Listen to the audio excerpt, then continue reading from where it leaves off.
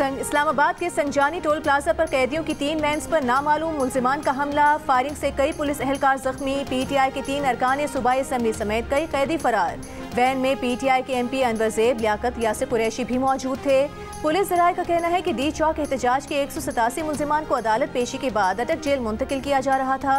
मुल्जिमान ने फायरिंग करके कैदियों की वैन्स के टायर बर्स्ट किए। पुलिस ने फरार होने वाले मुतादिद मुल्जिमान को दोबारा गिरफ्तार कर लिया। दोबारा गिरफ्तार किए जाने वालों में एक एमपी का बेटा भी शामिल है।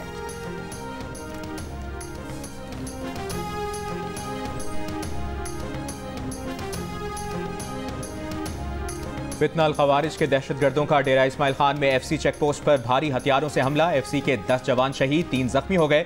दहशतगर्दों ने दराजंदा में जाम एफसी चेक पोस्ट पर रात की तारीकी में हमला किया। शोहदा में नायब सूबेदार मोहम्मद जान भी शामिल। तर्जुमान एफसी के मुताबिक शहीद जवानों ने जाने नछावर करके खवारिजी दहशतगर्दों का चेक पोस्ट पर हमला नाकाम बना दिया। एफसी के शहीद 6 जवानों का ताल्लुक जनूबी वज़ीरिस्तान और 4 का ताल्लुक जिला करक से था। एफसी दहशतगर्दी के खात्मे और क़याम अमन के लिए पुरअज़्म है। शोहदा की कुर्बानियाँ हमारा गैर मुतज़लज़ल अज़्म मज़ीद मजबूत करती हैं। सदर और वज़ीर आज़म की डीआई खान हमले की मज़म्मत। शहीद जवानों को खिराज अक़ीदत। वज़ीर आज़म शहबाज शरीफ ने कहा कि दहशतगर्दी का नासूर जड़ से उखाड़ फेंकने के लिए पुरअज़्म है। वफाकी वज़ीर दाखिला मोहसिन नकवी ने कहा कि मुल्क में अमन के लिए कीमती जानें कुर्बान करने वाले शोहदा की कुर्बानियों का कर्ज नहीं उतार सकते।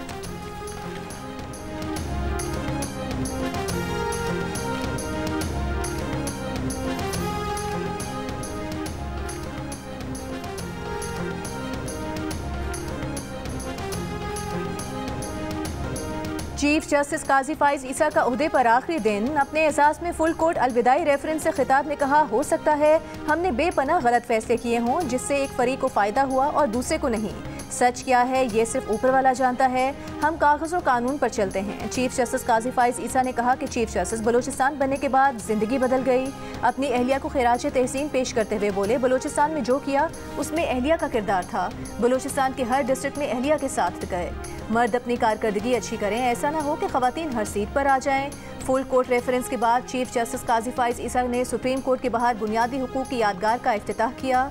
गुज़िश्ता रात अपने एजाज में इशारे से खिताब में कहा कि लोग हमें समझ गए लेकिन जस्टिस याहिया आफरीदी को नहीं समझ पाए। टॉक शोज़ में जस्टिस याहिया आफरीदी का पूछा तो तज्ज़ियाकार ने कहा कि उनका किसी को मालूम नहीं। चीफ जस्टिस काजी फाइज ईसा के एजाज में फुल कोर्ट रेफरेंस में Justice Mansoor, Justice Munib Akhtar, Justice Ayesha Malik, Justice Shahid Waheed, Justice Malik Shahzad और जस्टिस अतर मिनल्ला शरीक नहीं हुए।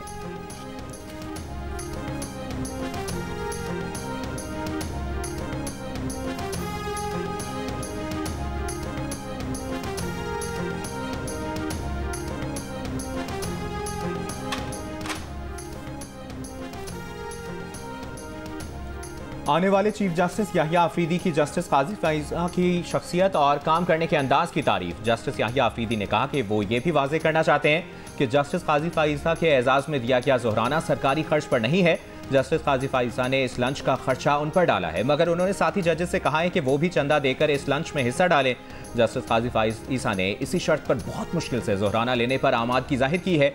मुस्तकबिल के बारे में जस्टिस याहिया आफरीदी ने कहा कि वो पाकिस्तान के आवाम के लिए कानून की हुक्मरानी यकीनी बनाएंगे।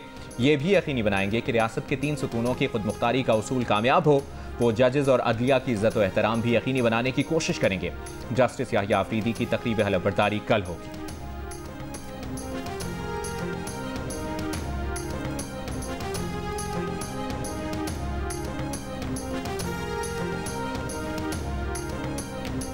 Let me assure all that with the blessings of Allah Almighty,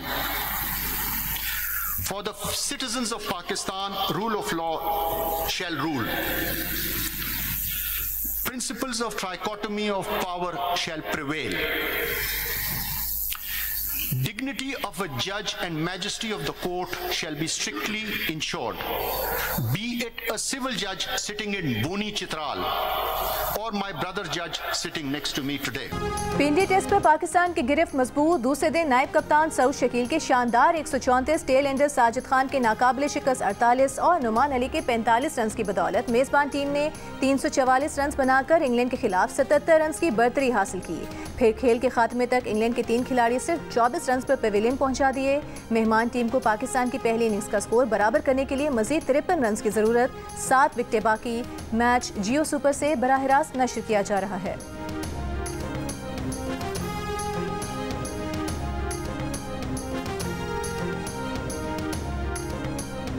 और पाकिस्तानी स्पिनर्स की जोड़ी नोमान अली और साजिद खान की शानदार कारकर्दगी। इंग्लैंड के खिलाफ पहली इनिंग्स में मुश्तरका तौर पर 9 विकेटें हासिल करने के बाद बैटिंग में भी अपनी सलाहियतें मनवा ली। नोमान अली ने नायब कप्तान सऊद शकील के साथ 88 रन की शराकत में 45 रन स्कोर किए। फिर ऑफ स्पिनर साजिद खान ने जारिहाना अंदाज अपनाते हुए 48 रन की नाकाबिले शिकस्त इनिंग्स खेली। 4 छक्के और 2 चौके लगाए। इससे कबल दोनों ने मुल्तान में दूसरे टेस्ट में 20 की 20 विकेटें हासिल की थी। मौलाना फजलुर रहमान ने कहा है कि 27वीं आईनी तरमीम का सवाल ही पैदा नहीं होता, ये आसान नहीं है। ऐसा हुआ तो इसका रास्ता रोकेंगे। चिनियोट में मीडिया से गुफ्तगू में कहा, अदालत से अपनी मर्जी के फैसले कराने वाली बात गलत है। अगर ऐसा हुआ तो भरपूर मज़ाहमत की जाएगी। मसाइल के हल के लिए वसाइल और वसाइल के लिए मुल्की इस्तेहकाम जरूरी है।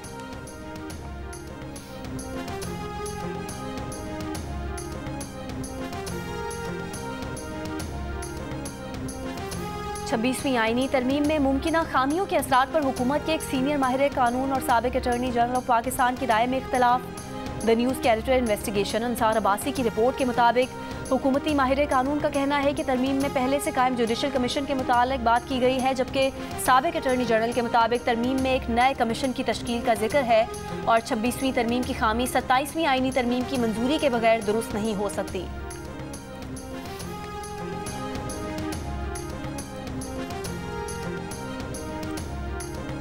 डी चौक एहतजाज के केस में बानी पीटीआई की बहन अलीमा खान और उज़मा खान की जमानत मंजूर। इंसदाद दहशतगर्दी अदालत इस्लामाबाद ने 20-20 हज़ार रुपए मुचलके जमा कराने पर रिहाई का हुक्मनामा जारी कर दिया।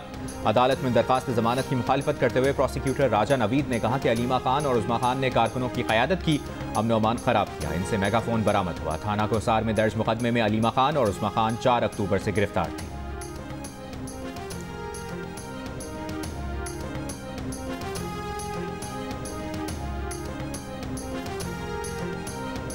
सेनेटर फैसल वाडा का कहना है कि गुज़िश्ता रात कहा था बानी पीटीआई की बहनों की रिहाई के लिए कोशिश करेंगे।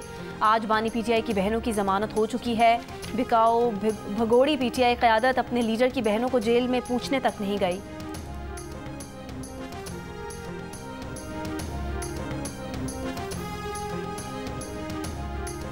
पाकिस्तान स्टॉक एक्सचेंज तारीख की नई बुलंदी पर। कारोबार के दौरान 90,000 पॉइंट्स की नफसियाती हद उबूर कर गया। कारोबार के इख्तिताम पर 100 इंडेक्स 1047 पॉइंट्स के इजाफे के बाद 89,993 पॉइंट्स पर बंद हुआ।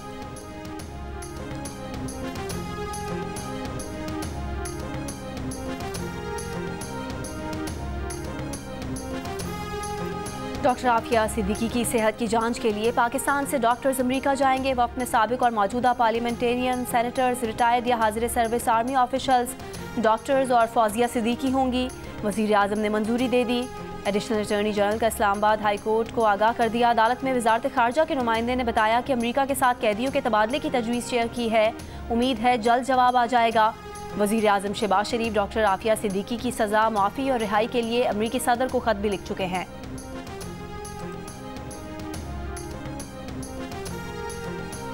मुस्लिम लीग नून के सदर नवाज शरीफ दुबई पहुंच गए। नवाज शरीफ ने मुस्लिम लीग अमारात से मुलाकात में जोर दिया कि मईशत की बेहतरी के लिए पाकिस्तान में सरमायाकारी करें।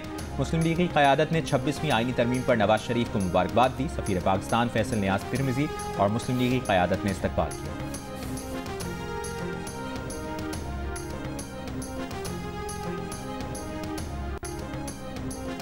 JUIFA की सरदार अख्तर मेंगल के खिलाफ FIR की मजम्मत। हाफिज हमदुल्ला ने कहा, इस किस्म का रवैया आइन, जमहूरियत, पार्लियामेंट और सियासी क़यादत की तौहीन है।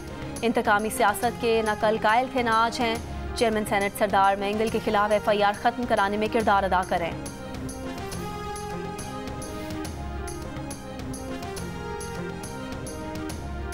बन्नू में पुलिस मोबाइल पर नामालूम अफराद की फायरिंग से SHO सैयद रहमान जाँ बहक, उनका ड्राइवर जख्मी हो गया। हमलावर फरार हो गए। पुलिस और CTT ने इलाके की नाकाबंदी कर दी। वज़ीर दाखिला मोहसिन नकवी की बन्नू में SHO की गाड़ी पर फायरिंग की मज़म्मत।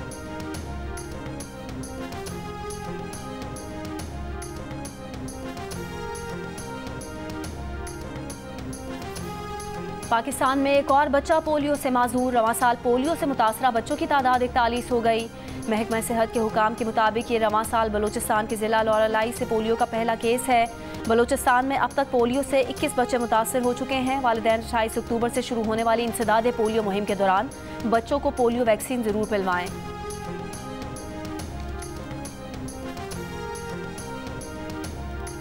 ईमान मज़ारी एडवोकेट और उनके शौहर की इंग्लैंड क्रिकेट टीम के लिए सड़क पर लगाई गई रुकावटें हटाने की कोशिश, पुलिस एहलकारों से मुज़ाहमत की। पुलिस ज़राए के मुताबिक ईमान मज़ारी के शौहर ने पुलिस एहलकारों को थप्पड़ मारे, गालम गलोच की।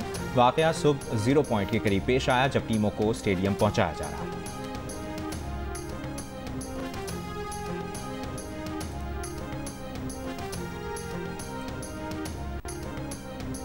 मुत्तहदा अरब अमारात में वीज़ा एमनेस्टी स्कीम ख़त्म होने में चंद रोज़ बाकी। 31 अक्टूबर को ख़त्म होने वाली स्कीम के तहत अमारात में बसे गैर कानूनी रिहायशियों को कानूनी रिहायशी बनाने का मौका फराहम किया जा रहा है। 1 सितंबर से जारी स्कीम में 31 अक्टूबर के बाद कोई तोसी नहीं की जाएगी।